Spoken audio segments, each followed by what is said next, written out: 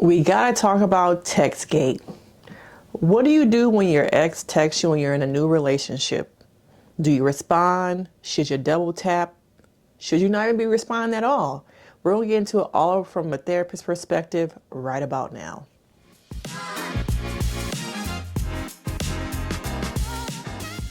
Welcome back to the channel, and those of you who are new who are watching my videos, I see y'all. Why don't y'all subscribe? Y'all know y'all like it. I'm seeing my, analytics and it's showing a lot of people watch the videos, but they don't stay. So I need y'all to start staying, okay? Join the community, hit that like, that subscription, that subscribe button. Because you never want to miss one of my videos because you'll watch them anyway. Now, we come across Garrett and his girl trying to get through this whole texting situation. Now, this is a common thing. An ex texting you, sliding into your DMs on what kind of pretense? Is it the just want to see how you're doing, big head? Is it the are you in a new relationship? Or is it just the hey, just want to see how you're doing and that's it? But I think when you break up with someone and you have certain things attached, a dog, a condo, some of those things get harder to kind of have that line be straight when you have these attachments. Oh, I want to pick up the dog this weekend. I need to pick up some stuff from the condo. We sell in the condo. Now we've broken up. There's so many different layers to it. But in this situation with Taylor and Garrett, I think the thing is there was a miscommunication. I think once again, it's a man of desperation.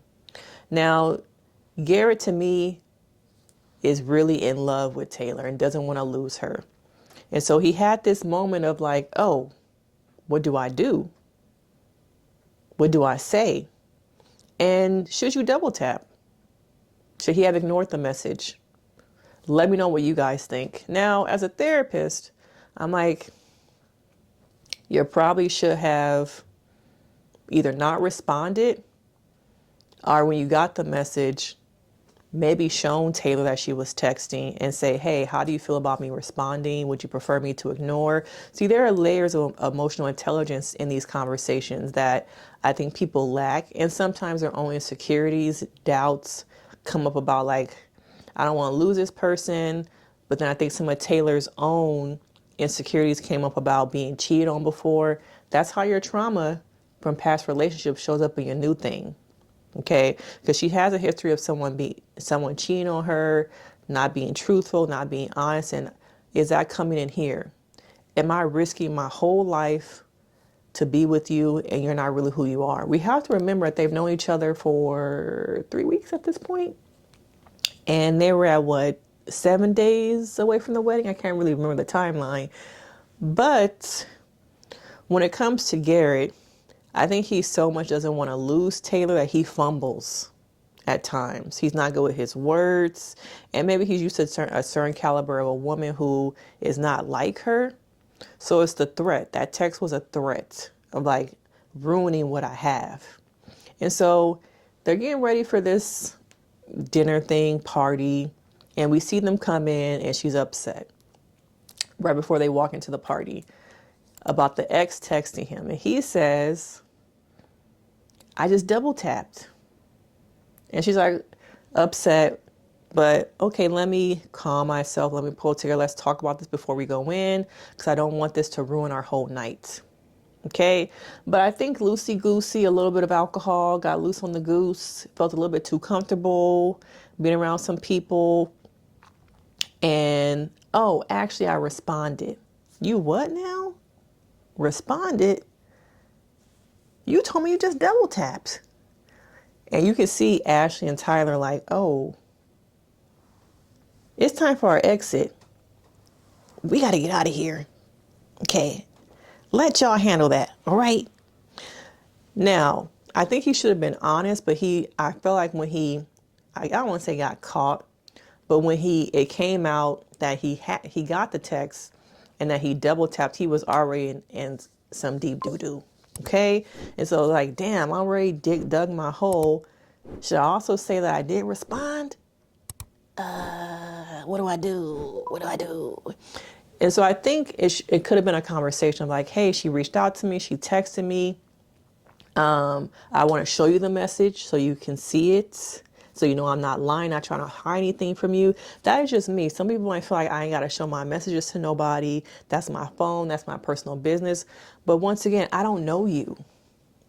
I met you in some pods on the TV show. Okay. We're about to get married. So you're trying to establish trust very quickly.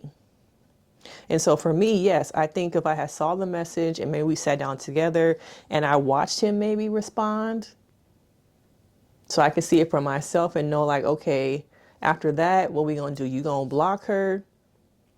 You gonna tell what we gonna say in this message? Let's sit down and what we gonna say? Because I need to see with my own eyes what you put in. Because once again, trust has not really been established. We're in a new foundation. We're in a new relationship. So I think it could have been handled a lot better. But it was good to see how they talked through it.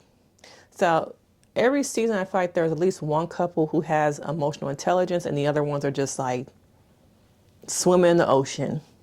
How did we get here? Where they find these people?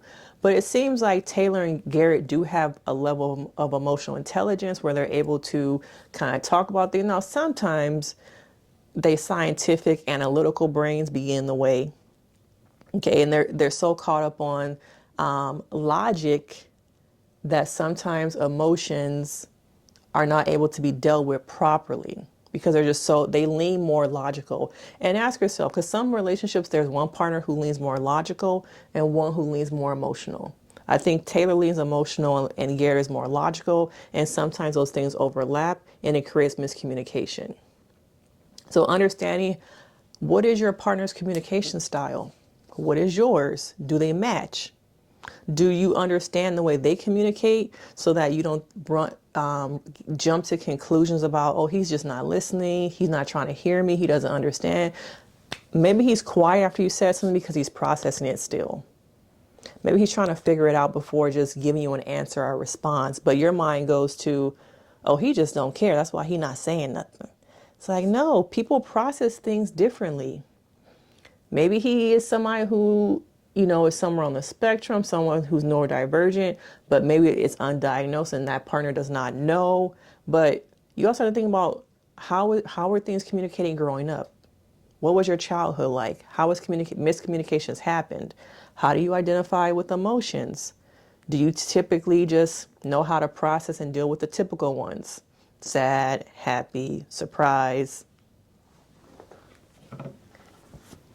How do you deal with emotions? Do you typically anger, fear, sadness, happy? Are those the typical ones that you know how to identify with? What about all these over here? Do you know how to handle, process, and talk about these things? See, I love having this little pillow handy. But I think that they could have talked about it and really processed it a lot differently before the party. But since Garrett was in a place of like, ooh, I'm nervous, I'm scared to tell her, I don't know how to process this, I don't know how she's going to react because they're in a new relationship. But once again, that foundation, okay, that foundation. Now, I think that Garrett and, Taylor are going to say yes at the office. They're still going to be together. They're going to be our one couple. I'm not quite sure of Ashley and Tyler, Ramses and Marissa for sure. I'm not sure if it's going to be Ramsey who say no or Marissa. I think it might be Ramses who say no. Or do you think they'll get to the wedding at all?